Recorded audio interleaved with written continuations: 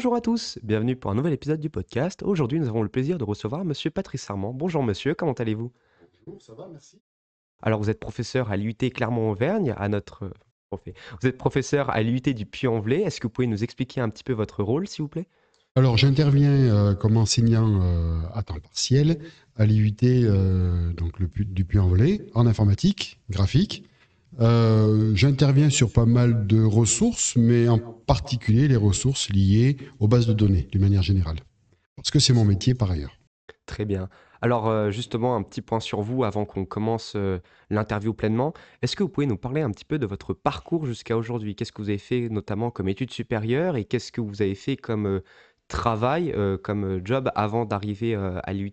Alors bon, j'ai eu un parcours, je commence à avoir un certain âge, donc du coup j'ai un parcours qui est un peu long. Au début, j'ai commencé par une formation par un DUT. À l'époque, c'était le DUT en 2 ans, Mhm. suivi d'une licence 3 en informatique, bien entendu, à Grenoble. Donc le DUT, c'était à Lyon. Il n'y avait pas le Puy à l'époque. C'est bien dommage, sinon je serais venu au Puy. Donc DUT à Lyon, ensuite suivi d'une licence 3 à Grenoble en mathématiques appliquées. Et ensuite, j'ai fait ce qui s'appelait à l'époque la maîtrise MIAGE. Donc ça correspond aujourd'hui à un master 1, maîtrise d'informatique appliquée à la gestion. Et que j'ai conclu ma formation en alternance par un DESS qui correspond aujourd'hui à un master 2. Un DESS en informatique, il s'appelait génie informatique précisément. J'ai rien de génie, mais bon, c'était le nom. Et j'ai fait de l'alternance chez Hewlett Packard à Grenoble. Ok, eh ben, c'est un parcours très fourni. Dans tout ce parcours-là, est-ce que la donnée, ça vous a intéressé dès le début de vos études ou est-ce que c'est venu avec le temps? Oui, alors dès le départ, les données m'intéressaient parce que dès le master 1, donc la maîtrise à l'époque, j'avais choisi une option data. Mhm. Parce que la donnée m'a toujours intéressé. Et puis pour moi, c'est ce qui, comment dire, c'est ce qui fait la valeur d'un système d'information, la qualité des données. Donc c'est vrai que dès le départ, ça m'intéressait. Et puis après, ben, mon premier job, c'était dans la donnée, un peu par hasard. Mais bon, finalement, le hasard fait bien les choses. C'était à la donnée. J'ai travaillé pour une société qui fournissait des logiciels, et qui fournit d'ailleurs toujours des logiciels, pour les centres de documentation, les gros centres de documentation. Donc c'est une société qui continue à travailler avec des collectivités, des hôpitaux. Elle propose des logiciels dans les centres de documentation qui permettent aux médecins, par exemple, d'aller chercher des publications, des choses comme ça. Je travaille aussi, enfin, elle travaille, et je dis je travaille aussi parce qu'aujourd'hui, je suis le gérant de cette société, pour des éditeurs, tous les gens qui gèrent du texte. Ok, pour des éditeurs, des librairies. Des éditeurs, c'est des sociétés qui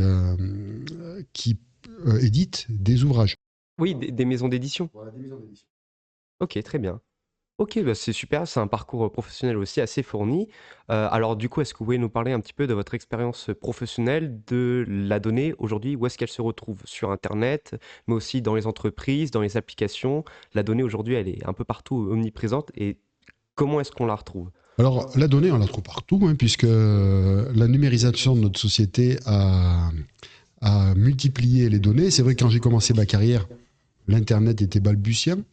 Donc les données étaient stockées sur des serveurs dans les entreprises. Mais aujourd'hui, avec le développement de l'Internet, ben, la donnée, c'est partout. La donnée, tout est donné quelque part aujourd'hui. On capte de la donnée de partout, on fournit de la donnée de partout, on consulte cette donnée, on exploite cette donnée. Cette donnée, c'est aujourd'hui, pour moi, l'or noir du 21e siècle. Oui, bah, oui, effectivement, aujourd'hui, tout n'est que donné sur Internet. Et alors justement, sur le formatage de cette donnée, ça c'est quelque chose qu'on regarde beaucoup en cours.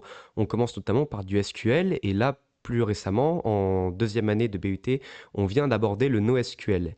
Pourquoi est-ce que c'est important d'avoir ces deux formats? Et enfin, d'ailleurs, est-ce que vous pouvez expliquer rapidement c'est quoi la différence entre le SQL et le NoSQL? Ah ben, globalement, on va dire qu'il y a deux grandes catégories de données. Il y a les données dites structurées, celles qu'on peut structurer, et celles-ci sont traitées dans des bases de données relationnelles. Donc on interroge avec le langage SQL. Et les données dites non structurées ou partiellement structurées. Et là, on utilise des systèmes de gestion de bases de données qui sont adaptés. Euh, oui, voilà. Ok, très bien, super. Et du coup, ces différentes méthodes de format, alors est-ce que vous pouvez nous expliquer un petit peu d'où vient le NoSQL? Parce que, alors, si je dis pas de bêtises, du coup, tout a commencé avec le SQL et après est apparu le besoin d'avoir du NoSQL pour avoir des données moins structurées. Est-ce que vous pouvez nous parler un petit peu de cette émergence, entre guillemets, du NoSQL, de comment ça a été créé, puis ça s'est popularisé? Oui, alors au départ, il y avait le SQL. Enfin, même avant le SQL, on stockait des données dans des fichiers, etc. Mais ça, c'est très Ça, vieux. c'était Mais à l'époque. à un moment donné, Monsieur Code, qui travaille chez IBM, a inventé, a pensé ce qui allait devenir le relationnel aujourd'hui. C'est extrêmement bien pensé parce que c'était à la fin des années 60 et aujourd'hui on l'utilise encore et on l'utilisera encore longtemps. Et ce SQL, ce relationnel est très adapté pour, comme je le disais, stocker et manipuler des données bien structurées. Et ça a bien fonctionné, ça continue à bien fonctionner. Il y a de multiples applications qui fonctionnent avec des données très structurées et ça a fonctionné très bien. À un moment donné, on s'est rendu compte que dans ces bases de données, on avait de la peine à faire entrer des données d'un autre type. On va prendre un exemple, les documents. Les documents, stocker et surtout exploiter des documents dans une base de données relationnelle, c'est vite très compliqué. Mhm. Et à ce moment-là, il y a des informaticiens qui nous ont précédés, des chercheurs qui se sont posé la question de savoir comment ça pouvait être organisé. Et c'est là que sont nées des alternatives au système de gestion de base de données relationnelles. C'était au début des années 80, fin des années 70, début des années 80. Et progressivement sont nés différents types de bases de données pour traiter et stocker différents types de documents ou différents types, on va dire, de données. Parce que les documents, c'est qu'un type de données. Et donc, c'est parti un peu dans tous les sens à un moment donné. Et il y a quelques années, enfin ça commence à faire pas mal d'années, on s'est posé la question de savoir comment on pouvait organiser ces données, ces systèmes de gestion de base de données. Et du coup, aujourd'hui, on distingue des grandes familles de systèmes de gestion de base de données NoSQL, notamment les bases de données de type document, les bases de données de type graphe, les bases de données de type colonne, les bases de données de type clé-valeur. Ce sont les 4 grandes familles qu'on distingue aujourd'hui. Il y en a d'autres. Puisqu'en fait, le classement s'est fait a posteriori. En fait, ce qui les différencie, c'est surtout la structure des données qui sont stockées à l'intérieur. Dans les bases de données de type document, les données ont une structure, on va dire, hiérarchique, arborescente. Dans les bases de données de type graphe, les données ont une organisation de type graphique. Graphique. Voilà. En fait, ça permet de stocker ce qu'on appelle communément des types abstraits de données, qui sont les types avec lesquels on travaille, nous, dans nos programmes, dans nos logiciels. Il faut bien dire que le NoSQL ne veut pas dire pas SQL, ça veut dire plutôt, c'est not only SQL, donc c'est tout ce qui n'est pas seulement SQL. Oui, bien sûr. Il ne faut pas opposer le NoSQL et le relationnel. Oui, bien sûr. Bah, de toute façon, c'est pas des langages en opposition. Enfin, ils travaillent tous les deux sur la même chose, la donnée, etc. C'est juste qu'ils la manipulent et qu'ils la structurent d'une façon différente. Exactement. Et c'est ça qui permet notamment aujourd'hui à la donnée, partout sur Internet, d'avoir une variation, une spécialisation dans tous les sens. Aujourd'hui, on peut retrouver absolument tout et n'importe quoi en forme de données sur Internet. Et c'est notamment grâce à ces différents formatages, n'est-ce pas? Exactement, tout à fait. Et puis, il faut le dire parce que c'est important, le NoSQL a été poussé par le développement du big data, les gros volumes de données, puisqu'en fait, aujourd'hui, on publie des quantités de données astronomiques. Il faut pouvoir les stocker, les organiser, les exploiter. Et les systèmes de gestion de base de données relationnelles classiques se sentaient un peu à l'étroit et mal à l'aise avec ces gros volumes de données. Et ça a été l'un des facteurs de développement du NoSQL, en particulier, je pense notamment à une technologie qu'on étudie ici, c'est MongoDB, Mhm. qui est très, très adapté au big data. Alors, certains pensent, et c'est peut-être la réalité, que le NoSQL est né du big data. Je ne pense pas, puisque derrière le NoSQL, il y a surtout une organisation de données, c'est sur une structuration de la donnée, mais n'empêche que les deux ont grandi ensemble, quoi, globalement. Alors justement, vous venez de parler du big data, ça tombe super bien, c'était ma prochaine question. Le big data aujourd'hui, on le retrouve partout. C'est la publication massive de données, l'utilisation, la manipulation de bases de données immenses sur des serveurs. Je pense notamment par exemple aux réseaux sociaux comme Meta qui avec Instagram, WhatsApp, etc. qui font transiter chaque jour des millions, pour pas dire des milliards de données. Euh, et aujourd'hui, on a beaucoup de l'IA, notamment dans ces entreprises-là. Et vu que l'IA s'entraîne sur de la donnée, notamment sur du big data, est-ce qu'on pourrait dire que l'IA, elle l'influence ou est-ce qu'elle est influencée par le big data? C'est un peu les deux. C'est un peu les deux. Parce qu'en fait, dans le processus de la donnée, il y a la production de la donnée, le stockage de données, la donnée, l'exploitation de la donnée. L'intelligence artificielle, au départ, exploitait la donnée, Mhm. mais aujourd'hui, elle vient alimenter. C'est ça, on voit de plus en plus de contenus créés par IA qui se retrouvent dans ces mêmes bases de données qui peuvent parfois même être utilisées par d'autres IA. Et du coup, est-ce que l'IA, d'une certaine manière, pourrait s'auto-alimenter? Mais alors, je pense que non, parce qu'il faut forcément avoir une donnée à la base qui est donnée par un humain. Oui. Mais Oui, bah disons que s'auto-alimenter, oui, c'est ce qui se passe déjà, quelque part, hein, pour moi. Hein, l'IA consomme de la donnée, exploite cette donnée par le biais d'algorithmes, bon, les algorithmes propres à l'IA, hein, on va dire, et cette IA produit de la donnée, et parfois, il y a même d'ailleurs des techniques d'enrichissement des moteurs. On voit des moteurs qui s'auto-alimentent et qui apprennent d'eux-mêmes, quoi. Je sais pas trop comment le dire, mais bon, globalement, c'est ça. oui, bien sûr. Alors, on n'est pas sur un podcast explicitement sur l'IA. Oui. Alors, ça aurait été Surtout que intéressant c'est de pas le mon faire. domaine d'activité. Je m'y intéresse évidemment parce qu'on peut pas être informaticien aujourd'hui sans s'intéresser à Bien l'IA, sûr, comme on peut ça, pas oui, tout à être, fait. comment dire, citoyen sans s'intéresser à l'IA. L'IA Tout à fait, vient, c'est une révolution technologique qu'il faut savoir maîtriser, voilà, qu'il faut exactement. savoir Ça vient maîtriser. influencer notre façon de travailler, notre façon de vivre. Il faut effectivement, pour nous en tout cas informaticiens, garder un œil dessus et se tenir informé de ce que cet outil peut nous apporter et aussi des risques qu'il représente.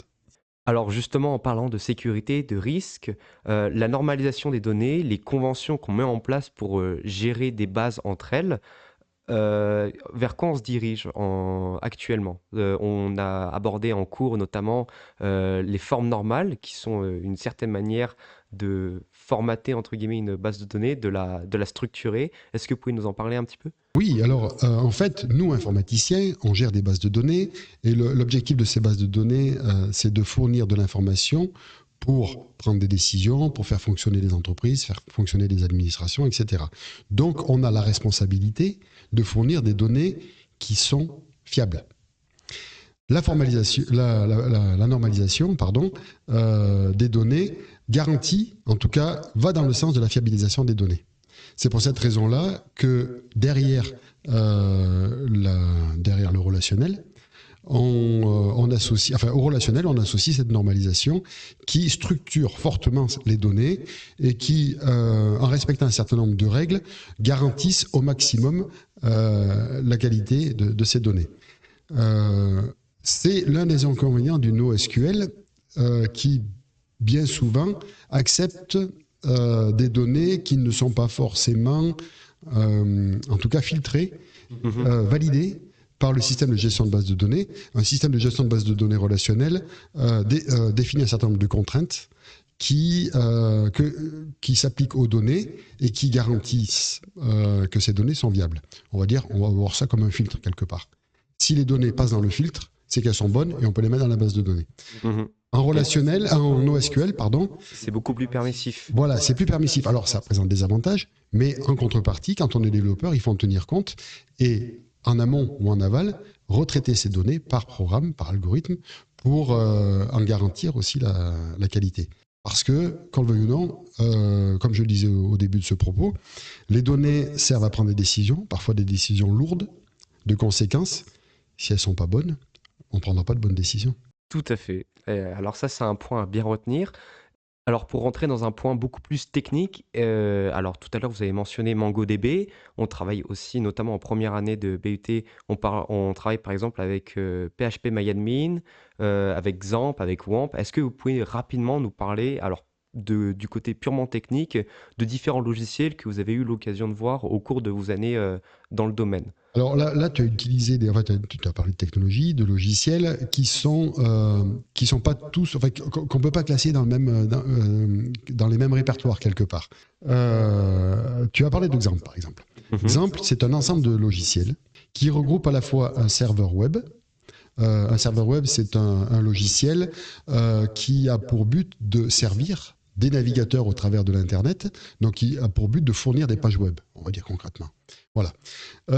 Exemple fournit aussi une base de données, un système de gestion de base de données, donc un logiciel qui héberge et qui garantit la sécurité, qui garantit l'efficacité, etc. Un logiciel qui fait tourner des bases de données. Alors en l'occurrence, c'est MySQL ou MariaDB, et donc qui servent à stocker des données, à les exploiter. Et dans l'exemple, on a aussi un interpréteur PHP qui, lui, fait fonctionner les scripts, les programmes PHP. Et c'est l'ensemble de ces trois technologies coordonnées qui permet de faire fonctionner, au moins du côté du serveur, un site internet ou une application web. Voilà. Alors j'ai eu l'occasion de travailler avec de nombreuses technologies, parce que dans le monde des bases de données, des systèmes de gestion de bases de données relationnelles, il en existe de nombreux. On connaît effectivement MySQL parce qu'il est très courant. C'est un système de gestion de base de données open source, ça fait plutôt MariaDB, c'est un peu la même chose. Ce serait compliqué de rentrer dans le détail, mais c'est à peu près la même chose. Mais il y en a d'autres comme PostgreSQL, d'autres comme celui de Microsoft, SQL Server, et un autre qui est très connu, Oracle. C'est le numéro 1 mondial. Aujourd'hui, on retrouve un peu partout sur n'importe qui. Structure. C'est ça, oui, sur les grosses structures. Très efficace, très performant.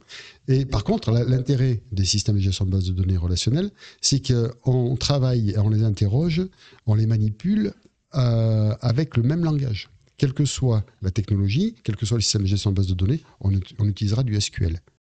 Alors que l'inconvénient des systèmes de gestion de base de données NoSQL, c'est qu'ils ont tous leur propre langage de manipulation et d'interrogation. Ça, et donc c'est à chaque fois qu'on veut prendre un nouvel outil en main, on doit s'approprier un nouveau langage. C'est ça.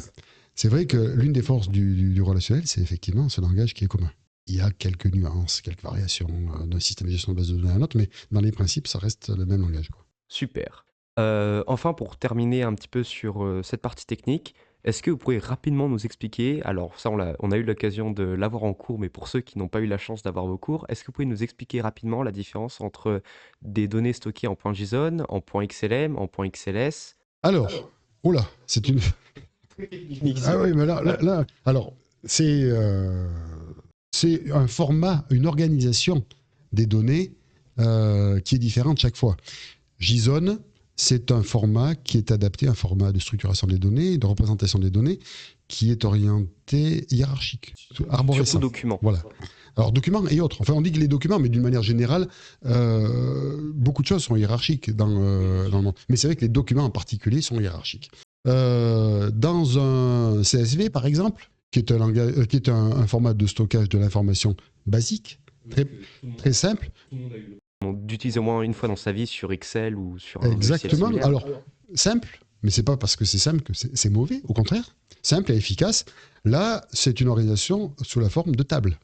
Donc, conceptuellement parlant, d'un côté, on a des arbres, de l'autre côté, on a des tables. On a des objets, quelque part, des types qui sont différents. On manipule des types différents. Donc, suivant l'usage qu'on en a, suivant les données qu'on manipule, on choisit l'un ou l'autre, ou il y en a d'autres. Il y a par exemple les systèmes de gestion de base de données de type graphe, pour fixer des idées, l'organisation des villes sur une carte, avec les liens, c'est-à-dire les parcours, les distances, les temps qu'il y a entre les villes, c'est un graphe. Les villes sont les points, les arcs sont on va dire les coordonnées.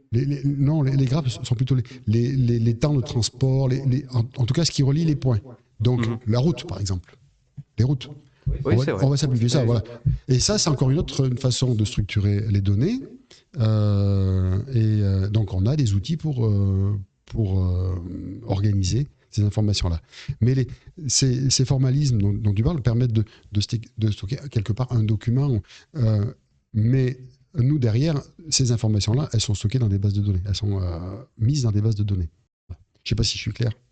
Non, si, si, bah, c'est clair. Bah, aussi clair qu'on puisse l'être Bon. sur, en abordant aussi rapidement le sujet, bien sûr. Oui, On rentre pas trop dans le technique non plus, mais si ça pouvait s'expliquer en quelques minutes, ça se saurait. On et- n'aurait pas besoin de cours qui durent tout à fait. plusieurs heures, quoi. Oui, c'est ça. Et c'est pour ça que c'est toujours intéressant d'avoir des cours, parce que les cours, ça nous permet d'aborder de manière très différente. Bah, voilà, comme je l'avais dit un petit peu plus tôt, en cours, on fait du SQL, puis du NoSQL, et donc on se retrouve à savoir, en tout cas on est censé savoir, utiliser la plupart des logiciels pour aujourd'hui utiliser de la donnée, pour pouvoir la créer, la modifier, administrer une base, l'intégrer dans un site web, dans une application, etc. Mais à partir du moment où on comprend les principes, il est facile de passer d'une technologie à une autre. Tout à fait. Et d'ailleurs, je pense que mes collègues enseignants le font comme moi. Moi, je préfère insister auprès des étudiants pour qu'ils comprennent les principes. Et ensuite, on pratique, on met en application avec une technologie ou une autre. Mais par exemple, derrière le relationnel, il y a vraiment une théorie, quoi. Solide.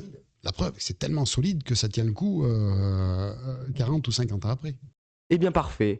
Alors, on arrive à la fin de cette émission, mais juste avant de nous quitter, on a une dernière question pour vous. Est-ce que vous avez une recommandation? Alors, ça peut changer totalement de tout ce qu'on vient de dire. Si vous avez une recommandation de film, de livre, de série, une pièce de théâtre, quelque chose que vous avez vu passer sur Internet récemment, un spectacle, est-ce que vous avez une recommandation pour les auditeurs? Alors là, c'est compliqué.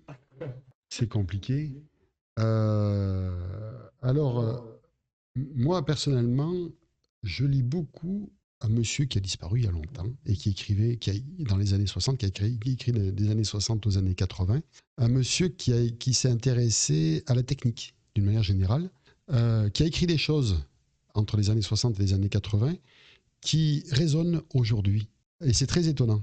Donc, j'invite ceux qui s'intéressent à toutes ces choses-là, ceux qui aiment se questionner sur la technique d'une manière générale, sur nos techniques, nos technologies, que sont le numérique, mais ça ne concerne pas que le numérique, mais le numérique est au cœur de la problématique, au cœur de la technique, on va dire, aujourd'hui. C'est une façon de prendre de la hauteur, parce qu'il est important de prendre de la hauteur par rapport à la technique. Pour moi, c'est essentiel. Et quelque part, dans le monde qui est en transformation aujourd'hui, le monde dans lequel on vit, où le numérique occupe une place importante, nous, les gens du numérique, on a des responsabilités. On a besoin de comprendre, notamment l'impact que nos technologies ont sur la société. Donc, c'est une façon de faire. Là, ça vient comme ça à chaud. Peut-être que je penserai à d'autres ouvrages ou d'autres auteurs qui pourraient aller dans ce sens-là. Il y en a beaucoup. Mais là, c'est celui qui vient parce que c'est celui par lequel j'ai commencé cette réflexion-là. Parfait. Monsieur Patrice Armand, merci beaucoup d'avoir accepté cette interview. Merci à vous, ça a été un moment très agréable. Ah bah, avec grand plaisir. On aura peut-être l'occasion de vous entendre l'année prochaine avec les prochains casteurs du podcast. Ça, chers auditeurs, je vous laisserai écouter le prochain podcast qui devrait sortir dans quelques temps. Merci beaucoup de nous avoir écoutés. Je vous dis au revoir. Au revoir. Merci beaucoup.